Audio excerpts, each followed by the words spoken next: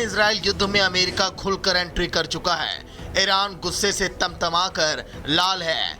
Trump का साथ मिलते ही इजराइल भी पहले से ज्यादा आक्रामक है, जिसकी तस्वीरें एक दूसरे पर भीषण अटैक के रूप में सामने आ रही हैं। इस भीषण जंग के बीच ईरान की मांग और पाकिस्तान, चीन, रूस के संयुक्त राष्ट्र सुरक्षा परिषद यानी कि यूएनएससी की आपात बैठक बुलाई, जहां सभी देशों ने ईरान पर अमेरिकी हमले को लेकर अपना रुख साफ किया। यूएन की बैठक में इजरायली दूत गदगद नजर आए और कहा कि दुनिया को ईरान के परमाणु साइट्स पर हमले के लिए अमेरिका को धन्यवाद देना चाहिए। ईरान के परमाणु केंद्रों पर हमला करने के बाद अपना पक्ष अमेरिका ने भी रखा और कहा ईरान के परमाणु संवर्धन को रोकने के लिए निशाना बनाया। वो समय आ गया जब संयुक्त राज्य अमेरिका अपने सहयोगी की रक्षा के लिए और अपने नागरिकों और हितों की रक्षा के लिए निर्णायक कार्रवाई करे। दुनिया को ईरान के परमाणु कार्यक्रम के खतरे को दूर करने के लिए अमेरिका को धन्यवाद देना चाहिए। U.S. military strikes targeted nuclear facilities in Fordo, Natanz, and Isfahan with the aim of dismantling Iran's nuclear enrichment capacity and stopping the nuclear threat. The time finally came for the United States, in the defense of its ally and in the defense of our own citizens and interest, to act decisively. लेकिन बात शांति की थी, cease fire की थी, जिसके बदले attack को लेकर अधिकतर देश अमेरिका की निंदा करते नजर आए। हमला ईरान पर किया गया है तो बैठक में ईरान ने अपनी आगे की रणनीति सीधे तौर पर साफ कर दी है और कहा अमेरिका ने एक बार फिर लापरवाही से नेतन्याहू की रक्षा के लिए अपनी सुरक्षा का बलिदान देने का फैसला किया है। परमाणु संप्रसार संधि को राजनीतिक हथियार के रूप में इस्तेमाल किया है। हमारे सुरक्षा बल उचित समय, प्रकृति और पैमाने पर इसका जवाब देंगे। अमेरिका ने एक बार फिर लापरवाही से नेतन्याहू की रक्षा के लिए अपनी सुरक्षा का बलिदान देने का फैसला किया है। परमाणु अप्रसार संधि को राजनीतिक हथियार के रूप में इस्तेमाल किया गया है, जिसका इस्तेमाल आक्रामकता और गैर कानूनी कार्रवाइयों के बहाने के रूप में किया गया है। हमारे सुरक्षा बल उचित समय, प्रकृति और पैमाने का निर्धारण करेंगे। ये अंतर्राष्ट्रीय परमाणु ऊर्जा एजेंसी के दोहरे मापदंड एक नैतिक और राजनीतिक घोटाला है। परिषद को निर्णायक कार्रवाई करनी चाहिए और इस आक्रामकता की निंदा करनी चाहिए, नहीं तो मिलीभगत माना जाएगा।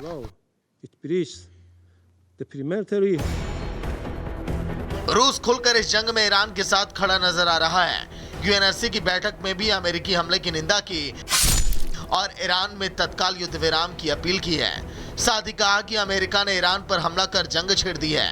कोई नहीं जानता कि इसके क्या परिणाम होंगे। बैठक में चीन और पाकिस्तान ने भी अपना रुख साफ किया।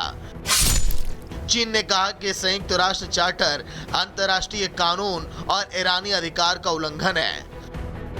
वहीं पाकिस्तान अमेरिका के बदले इजराइल को टारगेट करता नजर आया और ईरान पर इजरायली हमले को मूर्खतापूर्ण बताया।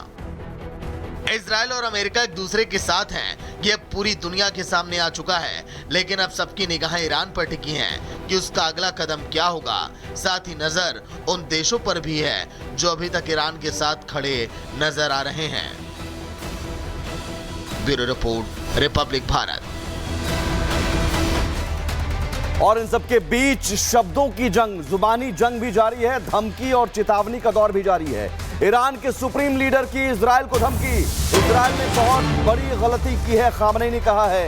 इजराइल को सजा मिलनी चाहिए, दुश्मन ने बड़ा अपराध किया है। खामनेई सुप्रीम लीडर लगातार चेतावनी दे रहे हैं, धमकी दे रहे हैं। और हालांकि ये गिदड़भबकी भी हो सकती है, इसे आप गिदड़भबकी भी कह सकते हैं, क्योंकि लगातार कल हमले के बाद से लगातार इस तरह की धमकी भरी भाषा का इस्तेमाल हो रहा है। बार बार कहा जा रहा है, अमेरिका को भी धमकी दी गई और अब इजराइल को भी धमकी दी जा रही है कि इजराइल ने बड़ी गलती की है, इजराइल को बड़ी सजा मिलनी चाहिए, दुश्मन ने बड़ा अपराध किया है। खामनेई का ये कहना है, सुप्रीम लीडर खामनेई, जो कि अपने 3 उत्तराधिकारी को नियुक्त कर चुके हैं। एक गुप्त ऑपरेशन जो आधी रात को शुरू हुआ, जिसने ईरान की धरती पर हलचल मचा दी। नाम था ऑपरेशन मिडनाइट हैमर। इसका मकसद था ईरान के सबसे संवेदनशील परमाणु ठिकाने को ध्वस्त कर देना।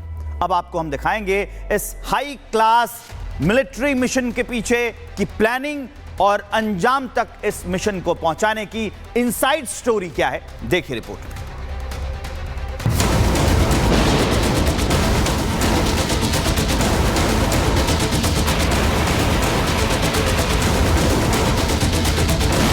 अमेरिका ने ईरान पर जबरदस्त सैन्य हमला किया। लक्ष्य बने ईरान के परमाणु ठिकाने और आसमान से बरसी तबाही की आग। जब अमेरिका ने आधी रात को दुनिया को चौंका दिया। तारीख 22 जून 2025, समय सुबह 4:15। टारगेट ईरान के परमाणु केंद्र।